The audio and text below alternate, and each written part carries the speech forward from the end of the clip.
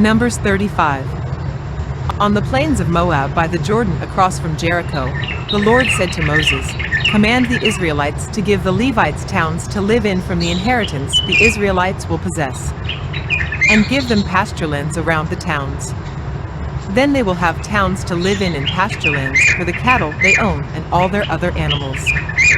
The pasture lands around the towns that you give the Levites will extend 1,000 cubits, A, from the town wall. Outside the town, measure 2,000 cubits, B, on the east side, 2,000 on the south side, 2,000 on the west, and 2,000 on the north, with the town in the center. They will have this area as pasture land for the towns. 6 of the towns you give the Levites will be cities of refuge, to which a person who has killed someone may flee. In addition, give them 42 other towns. In all you must give the Levites 48 towns, together with their pasture lands. The towns you give the Levites from the land the Israelites possess are to be given in proportion to the inheritance of each tribe.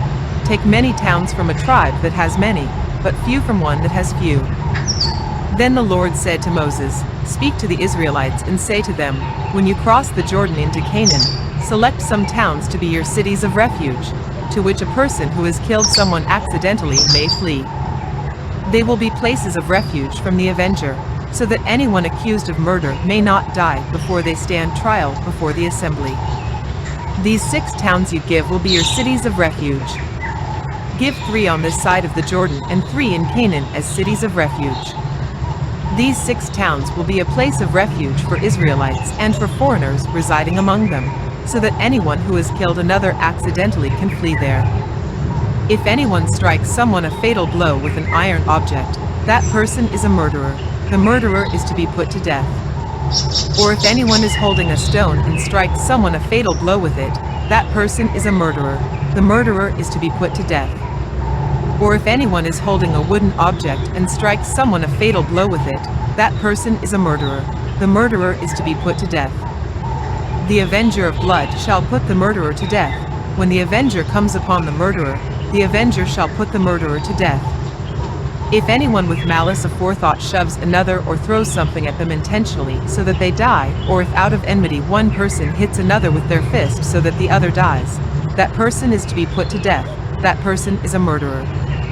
The avenger of blood shall put the murderer to death when they meet.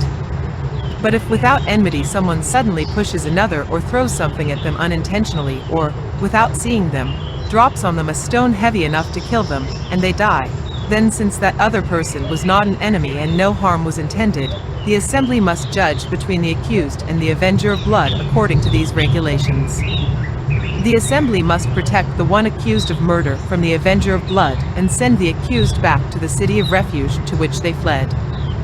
The accused must stay there until the death of the high priest, who was anointed with the holy oil.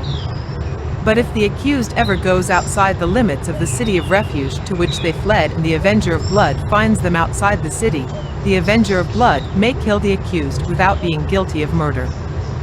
The accused must stay in the city of refuge until the death of the high priest.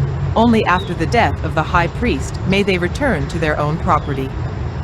This is to have the force of law for you throughout the generations to come, wherever you live. Anyone who kills a person is to be put to death as a murderer only on the testimony of witnesses.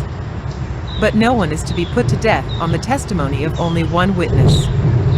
Do not accept a ransom for the life of a murderer who deserves to die. They are to be put to death. Do not accept a ransom for anyone who has fled to a city of refuge and so allow them to go back and live on their own land before the death of the high priest. Do not pollute the land where you are.